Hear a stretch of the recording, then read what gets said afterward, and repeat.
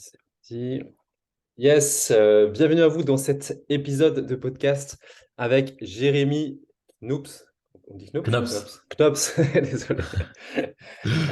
Ouais, j'ai vraiment la joie en tout cas de l'accueillir. Il a un parcours vraiment que je trouve extraordinaire. Honnêtement, en tant que designer, j'ai rarement vu un designer freelance avoir une telle progression, atteindre un tel niveau de chiffre d'affaires en tant que freelance.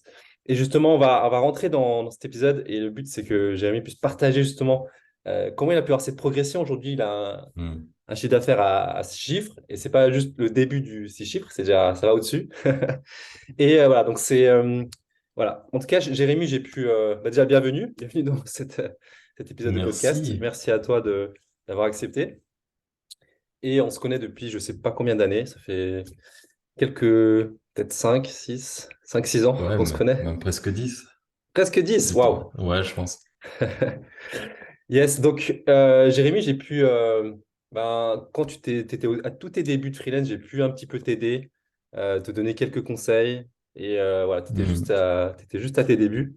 Et aujourd'hui, tu as fait un sacré chemin. Voilà, est-ce que tu peux peut-être te présenter rapidement? Ouais. En gros, ouais, je suis un designer depuis tout petit et j'ai progressé là-dessus. Ouais, depuis toujours. Moi, aujourd'hui, je suis product designer. Après, on a tous les noms qu'on peut avoir, UX, UI. J'ai un petit peu cette panoplie de la research jusqu'à dire bonjour à l'intégrateur et comprendre ce qu'il dit. Je me suis un petit peu plongé il y a pas longtemps, ouais, il y a déjà 2, 3 ans, un petit peu dans le monde de React et de Vue.js à mes dépens où je voulais un peu plus en savoir sur ce monde-là. C'est un monde pour moi, c'est le côté obscur, quoi, de toute la partie web où j'avais jamais rien compris. Et d'ailleurs, j'ai jamais toujours compris comment j'ai pu réussir mon examen de JavaScript à l'école où je suis arrivé les mains dans les poches sans savoir comprendre quoi que ce soit. Mais je sais pas, je l'ai réussi sans tricher. Wow. Et ouais, c'était le plus gros exploit, je pense. Et je crois que c'était un cadeau du ciel pour tous les efforts que j'avais pu faire dans les autres sections. Et ouais, comme je dis, ouais, depuis tout petit, moi, j'étais passionné de dessin, j'ai commencé à apprendre avec les Gaston Lagaffe et Lucky Luke. Je me mettais à la fenêtre et je décalquais un petit peu tous ces dessins-là. Et puis, à force de faire, j'ai pris la main à faire tout ça. Et je suis arrivé dans le web un petit peu par hasard parce que, en gros, donc moi, je suis belge et je me suis formé en Belgique. J'étais dans une école où en fait, je voulais absolument faire de la 3D. À l'époque, tu avais l'application ZBrush et je voyais les résultats, c'était juste incroyable. J'étais passionné aussi, hein, et je suis toujours passionné de tout ce qui est de l'art romain, tout ce qui est antique et tout ça, tous les palais, toutes les sculptures, enfin, toute cette histoire de l'art. D'ailleurs, je crois que c'était ma première super note et ma seule super note que j'ai eue à l'école parce que j'étais pas fort à l'école. Ouais, c'est pas que j'étais pas fort, c'était que ça me Ça- correspondait pas, quoi. Ouais, ça t'intéressait pas trop. Et là, le truc, ça m'intéressait. Je me souviens encore, j'ai eu un 18 sur 20. Alors, je l'ai pas étudié, le truc, j'ai juste plongé dans l'histoire et j'ai appris comme ça, quoi. Et ouais, donc aujourd'hui, la finalité, je parle dans tous les sens, mais ouais, aujourd'hui, je suis designer et ouais, j'aide les startups et tous mes clients et puis tous les designers autour de moi d'aider à comprendre en gros l'utilisateur final et puis de coupler ça avec les objectifs de l'équipe, du client même pour pouvoir satisfaire à peu près tout le monde, même s'il y a des compromis à faire. Mais je pense que avec les bonnes infos qu'on fait dans le research et je travaille dans les différents projets que j'ai fait ces dernières années, j'ai été avec des équipes de research incroyables où en fait ils te, comment dire, ils te simplifient la vie de manière, en tant que designer, ils arrivent avec des comptes rendus, des infos après des interviews et des tests utilisateurs que tu fais, ah ouais, il faut juste faire ça. En gros, ils ont répondu à des questions et tu as juste à écrire le parcours utilisateur derrière qui est tellement fluide avec toutes les infos qu'ils nous ont données que derrière le test utilisateur, on va dire ultime, fait que bah, ça roule tout seul, quoi. Et derrière, on a plus juste à s'amuser avec un peu d'UI et coupler ça évidemment avec les développeurs dans la boucle depuis le départ pour que ce soit évidemment possible et pas qu'on fasse du dribble impossible à intégrer, quoi. Voilà en gros Ok. là, un peu beaucoup Ok. de choses, mais voilà, une petite présentation vite fait, quoi. Ok. En tout cas, voilà, moi c'est vrai que donc, on s'est rencontrés voilà, en tout cas, il y a pas mal d'années. T'étais tout au début de ton activité freelance d'entrepreneur. En tant que designer aussi, je trouve que tu as eu un sacré parcours, parce que quand je regarde aujourd'hui ton portfolio, je trouve qu'il y a une sacrée évolution, une belle progression. Et j'aimerais bien justement que tu nous partages quels ont été les moments clés, les prises de conscience, qu'est-ce qui a fait que tu as eu cette progression, en fait, qui fait qu'aujourd'hui, tu travailles avec des super clients, tu pourras aussi nous en parler, tu as, voilà, t'as une activité qui marche vraiment bien. Je veux bien que tu nous partages Hmm. ces éléments clés. Ouais, le parcours a été rapide, mais il a été long en même temps. En gros, moi, je me suis lancé en freelance, même si c'était un truc que je voulais faire depuis le départ. J'ai fait une grosse boîte d'abord, j'étais bossé à Emakina. Où en gros, là, j'ai fait un stage de 3 mois, mes fins d'études. Ouais, en Belgique, il n'y a pas d'alternance. Et c'est des stages. On fait un stage moi, j'avais fait un équivalent de bac+3 et à la troisième année, on devait faire un stage de 3 mois. Et en gros, je trouvais pas d'agence pour mon stage. Donc, je cherchais, je cherchais, je cherchais. Et je crois que c'est à la fin d'année, c'était Emakinet, tu vois, c'était pas, ils avaient un site à l'époque qui qui était pas flamboyant, qui était pas vraiment attirant, mais ils avaient des très gros, très très gros clients. Et je pense à l'époque, c'était surtout ça, c'était des grosses agences, ils ont des sites pourris. Mais après, derrière, ils ont les gros clients, ils ont les gros budgets, mais ils sont toujours les plus mal chaussés en termes de sites. Bon, aujourd'hui, c'est plus le cas, ils ont fait un super site. En tout cas, le dernier que j'ai vu. Et du coup, j'ai bossé pour eux directement. J'ai fait 3 mois de stage et j'ai commencé un 4/5e chez eux. Alors, j'étais toujours en études. Et du coup, j'ai fini mon année, mais je devais réussir mon année, ce que j'ai fait. Et après, ouais, j'ai fait 2 ans là-bas, parce que j'habitais à 100 km, donc c'était chaud. Donc, je cherchais une petite agence sur l'île. Et vu que j'habitais dans le nord de la France. Et puis j'ai pas trouvé. J'ai trouvé sur Bordeaux une petite agence de une trentaine de personnes. Donc, je suis passé d'une agence à 200, 250 personnes à une petite agence de 30 personnes. Et je me suis dit, dans mon objectif de freelance, c'est parfait. J'ai pu voir la grosse industrie. Et puis là, je vais voir la petite industrie, comment ça fonctionne, bah, c'est quoi les différentes responsabilités. Et puis là, je passais de web designer, webmaster complet, où je travaillais pour Audi, je faisais toute l'intégration du design, surtout de l'intégration de contenu qui était pas incroyable en termes de taf. Mais le fait de devoir toucher à tout comme ça et puis d'être en relation directement avec un client en sortant de l'école, c'était juste incroyable. En plus, c'était à Bruxelles, donc c'était en français, en anglais, avec mon anglais qui était complètement nul. Mais voilà, l'indulgence de Bruxelles aussi, qui était vraiment, vraiment cool. Parce que là-bas, t'as aussi le néerlandais. Et le néerlandais, j'ai toujours évité pendant ma scolarité pour en parler. Mais après, ouais, ça s'est fait. Puis après, au fur et à mesure, bah, j'ai fait juste 6 mois avec la petite agence. On s'était un peu mal compris. Ils voulaient autant que je fasse du print que du web. Donc à Bordeaux. Puis après 6 mois, je me suis lancé. Et ouais, plusieurs années sont passées et ouais, je faisais des petits chiffres d'affaires. Et puis j'ai eu un gros client avec, avec une agence sur Paris, Axence. Et on a bossé pendant quasi un an à la Maïf. Et du coup, là, j'ai pété le plafond. À l'époque, c'était 32 000 € de possible en auto-entrepreneur. Du coup, je passe en société à ce moment-là. Mais l'année d'après était hyper compliquée parce que j'ai plus du tout bossé ma vue, quoi, mon marketing, et puis j'étais devenu complètement invisible. Et puis, ouais, sur Bordeaux à l'époque, quand je suis arrivé, ouais, on pouvait compter sur le doigt de la main les agences, quoi. Il y en avait trois, quatre maximum. Mais après, tu pouvais plus trouver, si, en plus, au moment où moi je cherchais, ben, je trouvais pas, quoi, parce que à un moment donné, je me suis dit, bon, je vais peut-être trouver un taf en agence, mais il n'y en avait pas. Donc, j'étais obligé de réussir, quoi. Donc, ça a été chaud. J'ai dû repousser des demandes. J'ai demandé à l'URSSAF pour pouvoir payer en plusieurs fois, des trucs comme ça, où je me suis un peu débrouillé. Mais ouais, après, ça m'a vraiment aidé à bien bâtir. Je crois que c'est là que je t'avais pris un coaching. Et puis là, tu m'avais Mhm. dit, ouais, il faut que tu fasses du coworking, que tu fasses du réseau et tout. Puis moi, je te disais, ouais, mais sur mon compte, j'ai même pas l'argent pour payer un coworking. Donc, c'était le gros dilemme. Et puis, je me suis dit, bah, de toute façon, j'ai plus rien à perdre. Et puis, j'y vais, quoi. Après, le truc aussi, c'est que moi, depuis le départ, j'ai mon épouse qui, euh, qui avait bossé quand on était arrivé sur Bordeaux. Mais là, on était à un moment où on s'est dit, bon, on n'a pas d'argent. Ça fait des années qu'on n'a pas d'argent. Et puis, ben, on voulait des enfants. Il dit à un moment donné, bah, il faut se lancer, quoi. Qu'on ait l'argent ou pas, peut-être qu'on l'aura jamais, donc sans regret. Et donc là, je crois que c'était le moment où on se lançait pour avoir un enfant. Oh non, on avait déjà notre premier, je crois. Ouais, ouais, parce que oui, oui, on avait déjà notre premier.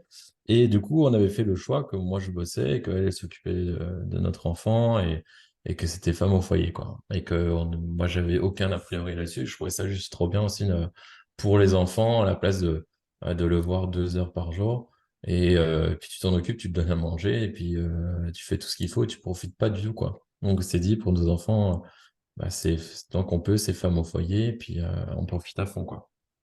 Et du coup, bah, j'avais aussi cette pression de réussite absolue, parce que ben, à la fin du mois, bah, c'est moi qui ai amené l'argent, quoi. Il n'y avait pas de sécurité d'emploi, de CDI, de vacances payées, ce genre de trucs, quoi, qui était impossible. Et du coup, ouais, c'est par la force des choses, j'ai continué à faire tout ça. Et à un moment donné, euh, dans le réseau que d'ailleurs tu m'as introduit chez Great, il y a des gars qui faisaient des chiffres d'affaires faciles, quoi, 100 000, 150, 200 000. On a un ovni chez Great qui est juste extraordinaire. Et en plus, il est super humble. Et qui en gros, moi, je me disais, en tant que développeur, il y a moyen, mais en tant que designer, c'est trop dur, quoi. Tu peux pas. Parce qu'en tant que développeur, tu prends un, deux clients et puis t'es bien, quoi. T'as pas besoin de prospecter. Et puis en plus, on est toujours en besoin d'un développeur. Si t'es bon et que t'as eu quelques bonnes recommandations, bah, t'as pas même pas besoin de chercher, quoi. Tu dois juste dire oui à ceux qui te disent quand t'as besoin. Bon, ça, c'est un peu le discours du designer qui a pas du tout vécu en tant que développeur, mais en tout cas, la vue de designer, c'est un peu ça sur les développeurs. Mm. Et donc, je me suis dit à un moment donné, ben, après tout ça, d'avoir réussi à un peu sortir la tête de l'eau pendant ces années-là, j'arrive à faire un chiffre d'affaires un peu plus de 50-55 000. Et je me dis, ben, et là, j'étais trop fier de moi. Et je me dis, mais je peux faire encore plus. Et donc, j'ai continué, continué. Et puis, au fur et à mesure, ben, le travail paye, quoi. Si je peux dire ça comme ça. D'accord, donc c'est quoi les clés? Le travail qui paye, c'est ça? Il y a d'autres choses, il y a d'autres, c'est quoi les trucs qui ont fait que... En gros, je dirais que de base, faut avoir envie de le faire, quoi. Si t'as pas envie enfin, si tu te dis que c'est impossible, je vais pas Oui, y c'est ça. arriver, Ouais. et que tu restes dans ton confort et que tu fais pas, par exemple, rien que le fait de commencer à faire du coworking, à faire un tout petit peu de réseau, en plus, quelques années après, j'avais pas besoin, tu vois, en termes de boulot, j'avais pas besoin de continuer à faire du réseau, mais j'ai continué à le faire. J'ai même fait une année j'ai donné des cours d'UX dans une école. Et je me dis, j'ai pas besoin, mais le fait juste de le faire, bah déjà, moi, ça va me mettre dans un inconfort où je vais devoir bah déjà faire un cours, faire des trucs hein, qui est pas du tout payé par rapport au taf que tu dois faire. Mais c'est juste pour l'expérience et pour tu vois, devoir faire ça. Et je sais plus si c'était un étudiant ou quelqu'un d'autre qui me disait ouais Jérémy ouais en gros enfin il me disait que j'étais connu sur Bordeaux alors que j'imaginais pas du tout quoi. Après c'est une personne qui me l'a dit. On me l'a pas dit beaucoup, mais il paraît que on me connaît sur Bordeaux alors que je suis pas du tout le gars qui est tout le temps dans un coworking qui fait les after work et tout parce que ouais, j'habite à bon j'ai encore déménagé, je suis encore plus loin, mais j'habitais pas à côté et puis ben le soir j'ai ma femme et mes enfants qui m'attendent et je peux pas passer toutes mes soirées à faire les after work à droite à gauche, même si j'aurais bien aimé. Et puis même à y aller avec ma femme. Ma femme, elle comprend rien dans ce domaine-là. Elle va s'ennuyer à mort. Et puis, Et puis, du coup, bah, j'y allais pas, quoi. Je crois que j'avais juste, c'était Luc chez SAC, qui est d'ailleurs revenu à Bordeaux, qui avait fait les Beer and Talk. J'avais été à deux trois. C'était super cool. D'ailleurs, je crois que c'était un des premiers qui avait lancé des événements de designers sur Bordeaux, donc c'était intéressant. Mais sinon, je crois que c'était les seuls que j'avais fait. Peut-être quelques trucs en coworking le soir, mais pas trop, quoi. Mais le fait enfin, pour revenir à ta question, le fait de, rien que de faire un peu de réseau, de faire du coworking, de commencer à se montrer, je pense que déjà, c'est la base de tout, quoi. C'est parce que si tu fais, si t'es le meilleur designer du monde, tu as ton site internet, mais si personne te connaît, que tu partages pas, bah, personne ne va jamais te trouver et tu vas jamais avoir de contrat, quoi. Je pense que le designer qui est nul, qui n'a pas une patte graphique, ou par exemple, il vise les boulangers ou des trucs qui payent pas trop et qui sont un peu relous à faire, tu vois, comme des flyers, des trucs comme ça, on les voit encore, hein. Et il y a besoin de designers pour ce genre de trucs. Mais c'est le genre de designer qui va aller au porte-à-porte, qui va se bouger, qui va faire des posts, qui va faire qui aura un site, tu vois, pourri pour la plupart des designers. Mais rien que le fait qu'il se montre et qu'on voit qu'il existe, et qu'il a des bons commentaires par rapport à bah, le boulanger, lui, il a pas un œil graphique qui va dire ouais bah c'est beau quoi. Lui, tu lui mets de la comics sans MS avec une belle photo qui est pas trop pixelisée, il est content quoi. Donc il te met un bon avis, il te met, et puis t'en as deux trois et puis à me fur et à mesure bah ça fonctionne. Donc je pense que c'est vrai, c'est la visibilité que tu te donnes à ton activité. D'ailleurs, là, je suis un peu en défi de me remettre un peu à ça pour, même si je suis dans une phase de transformation complète de ce que je fais aujourd'hui, vu que j'ai encore envie d'évoluer. C'est un peu l'âme de l'entrepreneur qui était un peu endormi ces dernières années, mais qui était toujours là, je le savais.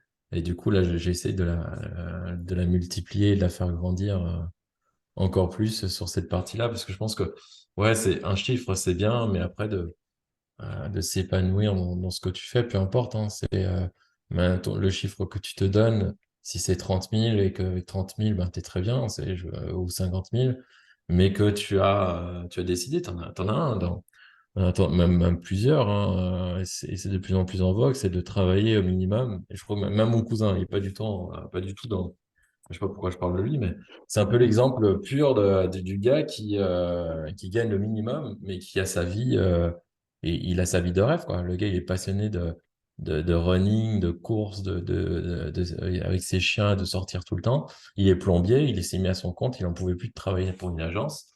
Mais c'est un aventurier né, lui, mais il va bosser le minimum, et puis le reste du temps, et dès qu'il a assez, il arrête pour le mois, et il va kiffer, et il va courir. Et c'est très bien, tu vois. C'est chacun son Ouais, objectif et c'est clair, c'est c'est clair. Mm. tout le monde n'est pas appelé à parce qu'on voit ça surtout sur Twitter, tous les jeunes entrepreneurs devenir riches, de faites ci, faites ça. Mais en gros, c'est quoi la richesse? C'est avoir plein d'argent ou savoir la possibilité de faire ce que tu veux de ton temps. C'est même Steve Jobs qui le disait à la fin de sa vie, c'est j'ai tout ce que je veux avec le fric, mais j'ai plus de temps pour vivre. Et le plus précieux, bah, c'est le temps, il faut le chérir avec les gens que t'aimes et ce que tu veux faire réellement, quoi. Je pense qu'il y a plein de choses à se définir. Ouais, pour te répondre, ouais, c'est déjà l'envie de le faire et puis de se donner les moyens, de montrer aux autres que tu veux le faire. Je pense que Mm. la base de tout, c'est là-dedans, quoi. Puis après, une fois que tu le montres, bah, c'est de le faire de mieux en mieux. Mm. C'est sûr que le design aujourd'hui que je fais est pas le même design que je faisais il y a 8-10 ans, quoi. Ouais, c'est clair. Ouais, ok, ouais, c'est super intéressant. C'est vrai que c'est la partie, tu parles beaucoup de la partie finalement interne, parce qu'en termes de croyances, comme tu as dit, en parlant avec des gens qui font beaucoup plus de chiffre d'affaires, tu t'es dit, ah, c'est possible. Comme tu l'as dit, c'est pas le, comment dire, c'est pas tout le monde qui doit rechercher ce type de chiffre-là, mais si toi, tu avais cette aspiration-là ou ce besoin-là, à un moment donné, tu t'es dit, c'est possible. Et moi, clairement, dans mon parcours, c'est pareil. Il y a eu des moments où j'ai eu des prises de conscience, et quand je me suis dit que c'était possible, ben, à ce moment-là, tout devient, entre guillemets, plus simple. C'est pas dire que ça devient facile, mais à partir du moment où tu y crois, tu peux y aller. Si tu n'y crois pas, c'est même pas la peine d'essayer d'y aller. Donc, Ouais, c'est carrément ça. Ouais. Ouais, t'as le livre Réfléchissez et devenez riche de Napoléon Hill qui est excellent. Je l'ai pas lu, mais je l'ai écouté. Je l'ai écouté en bossant et c'était vraiment, vraiment intéressant. Faudrait que je le relise. Mais c'est juste une pensée. En gros, c'est même Robert Kiyosaki qui disait, il faut juste avoir un peu la connaissance et l'envie de faire quelque chose. Et puis, de vraiment avoir l'envie, tu vois, pas une bête résolution de bonne année où t'es à moitié bourré et tu dis, ouais, demain j'arrête de boire parce que ben là, je supporte plus, je suis pas bien. Non, c'est vraiment de se dire, ok, ben, j'ai envie d'atteindre ça. Et puis, un peu comme, tu vois, là, j'ai utilisé auparavant un outil de facturation, c'est Kushon, je sais pas comment on le dit. Et en gros, il te permet de mettre une cible sur ton chiffre d'affaires. Il te permet de mettre trois cibles. La cible minimum que tu es obligé de faire pour payer tes charges, te payer toi, etc.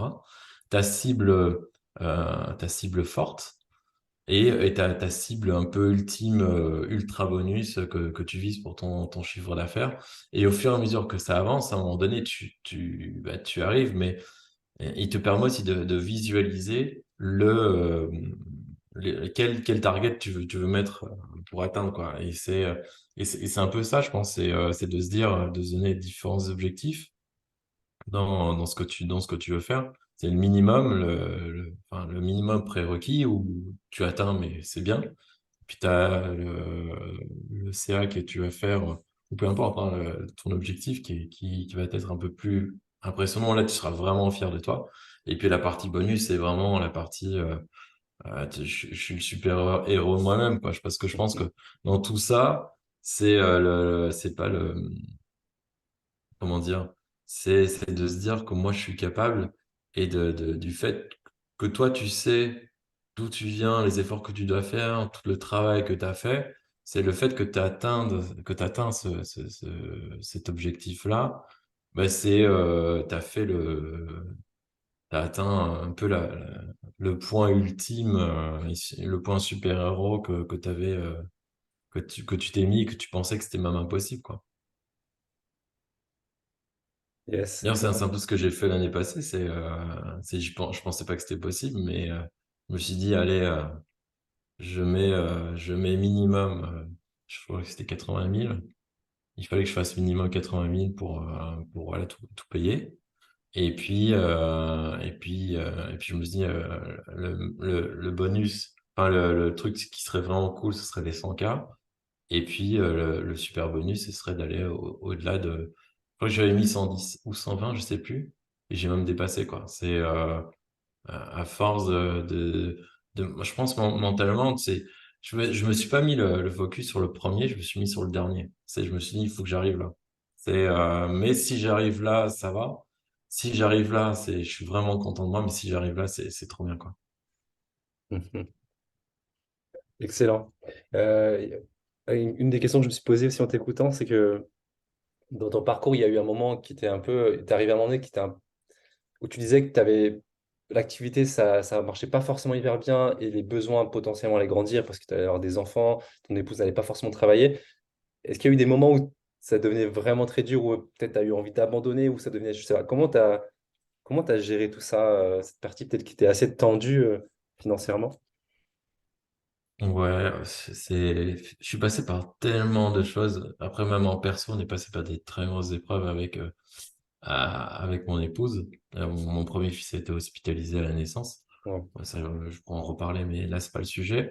Mais je veux dire que j'en parle là maintenant vite fait parce que c'est toutes des épreuves dans la vie qui te font que ton mental te dit, quand tu es face à ces épreuves-là, c'est pas possible. Tu vas pas y arriver. Mhm. Et le fait que d'épreuve en épreuve, tu arrives à les surmonter, euh, bah, tu te dis, OK, bah, je pensais que c'était pas possible. Je l'ai fait. Je pensais que je pouvais pas surmonter ça. Je l'ai fait. Et au fur et à mesure, tu te forges un caractère et un mindset, je sais plus comment on le dit en français, qui va te permettre d'arriver à un moment donné sur ce genre de choses qui vont devenir peut-être plus faciles qu'à l'époque. Après, moi, je suis dans la mentalité des gars où tout va toujours bien, quoi. Ouais, Je suis la pareil, vie ouais. est belle et puis c'est pas grave, quoi, tu vois, ce mois-ci, on va manger des pâtes et puis on va pas au resto, c'est pas grave. Non, mon épouse est tout à fait le contraire, quoi. C'est, euh, on s'équilibre un petit peu ça, même si c'est pas du tout un cliché, je sais pas, moi, je sais pas, je me souviens que j'avais bossé, tu vois, à Bordeaux, je sais pas, pendant plusieurs semaines, j'avais pas de taf. Je restais dans la période après la Maïf, là, c'était en 2016. Et puis, ben, j'ai des amis qui sont vignerons. Ben, j'étais bossé, tu vois, une semaine, 2 semaines dans les vignes. Je me suis dit, bah, je fais ce que je peux, et puis je fais des designs, des redesigns, je les publie. Enfin, je fais tout ce que je peux faire sur les réseaux. Mais toi, je suis au début, du coup, ben, ça va pas payer tout de suite. Donc, à un moment donné, ben, faut bien payer les factures. Donc, je me suis dit, bah, c'est pas grave. Moi, je suis le genre de gars qui, tu vois, j'ai pas honte d'aller bosser au McDo ou d'aller dans les vignes et puis de faire des trucs comme ça. Je me dis, et derrière, moi, je dois nourrir une famille. Donc, peu importe des regards des gens derrière. Et puis, bah, moi, j'étais trop content. Je vais bosser dans les vignes, je vais apprendre ça et j'apprends un nouveau métier qui est juste extraordinaire. Toi, les gars dans l'agriculture, dans la nature. Et puis, moi, je suis un gars de dehors, donc ouais, de sortir un peu de mon bureau et d'aller bosser dehors. En plus, il pleuvait, j'étais avec un gros parka et tout. Et moi, je kiffais ça, quoi. Mais ouais, de pouvoir passer là-dessus. Je n'ai pas vraiment de réponse à te donner, mais c'est en gros, faut se bouger, quoi. Je me suis bougé et puis au fur et à mesure du travail, le travail paye, quoi. C'est de se Ouais. dire que même si, tu vois, je pense pas, je suis pas du tout le meilleur designer de tous, quoi. Quand je regarde dans le réseau français, il y en a qui sont incroyables, quoi. Il y en a un que je kiffe en ce moment et qui est un pote, on va dire un pote du web, même si on s'est jamais vu, mais c'est Capitaine Gros-Chat, c'est anciennement Nérisson, qui Ah, était un, Hérisson. Nérisson, qui était Je le incroyable. connais. C'est même son site et tout, même encore aujourd'hui, de designer, il était incroyable, quoi. Et même ses vidéos aujourd'hui, c'est complètement ouf, tu vois, les sujets. Et là, il a fait des vidéos de combat de mains avec des figurines sur les doigts. Mais tu vois, le sujet, tu penses jamais que ça va être possible que de faire une vidéo qui va être bien avec ça. Mais ici, le gars, il s'est passionné d'effets spéciaux et tout. Il s'est mis à fond et ça donne trop bien, quoi. Et il y a des gars comme ça, au niveau créatif, qui sont extraordinaires. Et puis moi, je me suis mis, c'est pour ça, c'est que je suis parti un peu dans l'UX. C'est que je me suis dit je me suis mis un peu la réflexion, ben, où sont mes forces, quoi. Et puis j'ai capitalisé sur mes forces. Je me suis dit, ben, je vais jamais être le meilleur designer, le meilleur créatif. Et je me souviens, il y avait des gars quand j'étais à Imakina, c'était un peu la team un peu concept, où je me souviens, il fallait, pour Audi, il fallait trouver une idée de marketing, un peu branding, un peu ultra créatif pour une grosse gamification pour le salon de l'auto. Et ils s'étaient mis autour d'une table et puis donnaient des idées dans tous les sens. Et puis je me dis, mais où ils partent, les gars? Et puis moi, je suis pas du tout cette partie-là. Je suis très créatif, mais pas dans le conceptuel et ce genre de truc un peu fou et un peu irréaliste. J'ai cette partie-là, mais complètement autre, quoi. Mais ouais, je pense que ouais, c'est au fur et à mesure des épreuves et de ton objectif, c'est de se donner les moyens. Ouais, j'ai pas vraiment de concret, mais ouais, je me suis dit, noir sur blanc, bah, je vais réussir. Et puis après, tu t'entoures des bonnes personnes qui vont te donner des bonnes sondes, on va dire, dans les moments un peu difficiles, et puis de se donner un petit peu des mentors imaginaires que tu te donnes à toi ou des mentors que tu peux contacter, tu vois.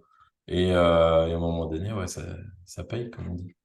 Ok, excellent. Ouais, ouais, bah, ça me parle beaucoup, hein. C'est sûr que ouais, quand on passe par les moments difficiles, ben, moi, le mot que j'aime beaucoup, moi, c'est vraiment le terme résilience. Alors, moi, je suis passé par tellement de moments difficiles dans l'entrepreneuriat, en tant que freelance. J'ai eu tellement de galères financières. Mais ouais, au fond, nous, en tant qu'humains, on a une. C'est un peu quand j'observe la nature, c'est ça, c'est que la nature, elle est résiliente, elle est capable de. Il y a une chose qui est difficile, une tempête, etc. La nature, naturellement, elle va Hmm. résister, devenir plus forte. Et on a ça aussi en nous, en fait, en être humain. Parfois, on a besoin de puiser dans nos ressources vraiment au fond de nous. Mais on a cette capacité de résister à des choses difficiles. Et si la vision, il y a la détermination de dire il faut que je persévère, C'est parfois le chemin, ça peut être de repartir à du salariat pour certains. C'est pas, entre guillemets, un échec pour si c'est ce qu'il doit faire. Mais si la vision, Hmm. c'est il faut que je continue parce que pour X raisons, c'est ce que je sens que je dois faire, de persévérer comme tu l'as fait, comme moi je l'ai fait pendant pas mal d'années, de persévérer, on a les capacités en fait de le faire. Donc c'est ouais. C'est intéressant en tout cas cet échange. Je ne m'attendais pas à ce qu'on parle beaucoup de la partie très interne. On a très peu parlé de la partie très technique, tout ce que tu as mis en place. Mais finalement, c'est une fondation, d'avoir cette partie interne qui est une détermination où on ne lâche jamais rien. C'est sûr que dès que tu es dans le freelance, dans l'entrepreneuriat, et pour réussir dans la durée, tu es obligé d'avoir ça, en fait. C'est vital, en fait. Ouais, carrément. Et en fait, il y a plein de choses à dire, mais en gros, ouais, moi, je pense que c'est ça la base, quoi. C'est de se dire, je me mets un objectif. Ah ouais, mais à mon avis, on entend, j'ai mes enfants qui sont rentrés. On parlait il y a pas longtemps, mais ouais, tu te dis, surtout en tant que designer, pour moi, tu vois, les 100K, c'était impossible, quoi. C'était un peu comme le film des inconnus, quoi. C'était sans patate. Pour moi, c'était juste pas possible de se dire que, il y a moyen. Ouais, je me suis dit, allez, j'y vais. J'ai besoin de le faire parce que j'étais dans une année, il fallait que je rattrape des charges non payées parce que c'était mal calculé. Enfin, c'était toute une aventure avec l'URSSAF. Je pense que je suis pas le seul. Mais ouais, c'était après les années Covid. Et puis à un moment donné, je me suis dit, ben, il faut y aller, quoi. Il faut les faire, il faut payer les charges. Et puis, je suis un peu aussi dans la philosophie avant d'avoir lu le livre de Robert Kiyosaki. Je me paye avant et puis je paye les autres après. Parce que le fait de devoir payer l'État, ben, l'État, il va jamais te lâcher. Il va jamais te dire, bah, c'est bon, tu dois plus payer. Donc j'ai toujours cette pression-là derrière. Bah, il faut que je bosse pour ça. Mais en première partie, je me suis payé. Et puis, parce que, ouais, après, il y a l'État, mais après, il y a ma femme et mes enfants, il faut que je remplisse leur assiette et que je leur paye une maison, quoi. Donc, il y a cette pression directe et puis il y a cette pression un peu indirecte que tu sais que tu vas devoir payer. Et puis, enfin, moi c'était un petit peu ma motivation, on va dire passive, en arrière-plan, même si l'actif, c'était moi qui me l'étais donné, quoi. Je me suis dit, ouais, je peux me contenter de ça. Et puis, mais je sais qu'il y a moyen de faire plus. Et je sais qu'il y a encore moyen de faire plus, mais je pense que en tant que freelance, solopreneur, tu peux scaler jusqu'à facile, ouais, 250K, sans déléguer, sans rien faire. Je pense qu'il y a moyen mais bon, un gros TJM, mais tu deviens plutôt expert dans un domaine. Puis t'en as hein, des design ops qui le font pour des grosses marques. Mais il faut avoir envie de faire là-dessus, quoi, d'aller là-dessus. Et après, on pourra en faire sur un autre épisode. Mais je pense qu'il y a plein d'opportunités de pouvoir grandir dans ce que tu kiffes de faire, que ce soit de la research, de l'UI, de la gestion, du management dans le design. Il y a toujours des opportunités surtout là maintenant avec le Web 3.0 qui commence, enfin qui a déjà bien commencé, mais qui commence à être un peu plus grand public, en tout cas dans le monde du web, tout le monde commence vraiment à s'y intéresser, s'y pencher. Il va avoir de plus en plus de besoins, quoi. On l'a vu, moi en tout cas je l'ai vu sur Bordeaux, c'était juste incroyable les 5 dernières années.